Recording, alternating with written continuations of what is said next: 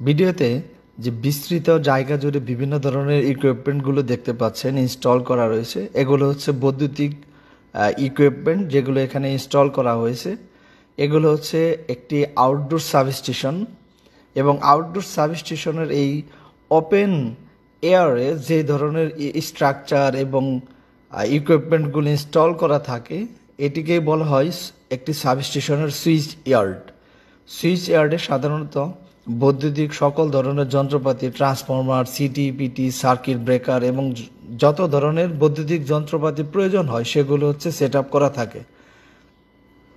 এটিকে বলা হয় হচ্ছে ওপেন সুইচ ইয়ার্ড। আর আমি যেখান থেকে ভিডিও করছি সেটি হচ্ছে একটি কন্ট্রোল রুম।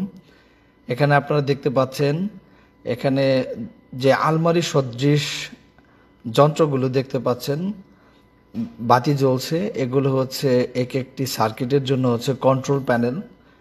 কন্ট্রোল রুম সবসময় শীতাতপ নিয়ন্ত্রিত থাকে এবং এই কন্ট্রোল প্যানেলের মাধ্যমে বাইরে যে ইকুইপমেন্টগুলো রয়েছে এগুলোকে ওপেন, ক্লোজ এবং সকল ধরনের অপারেশন করা হয়। সকল ধরনের অপারেশনগুলো এই কন্ট্রোল রুমগুলো থেকেই করা হয়ে থাকে। কন্ট্রোল রুমের ঠিক পেছনের সারিতে যে প্যানেলগুলো দেখতে পাচ্ছেন এগুলো হচ্ছে রিলে প্রোটেকশনের জন্য ব্যবহার করা হয়।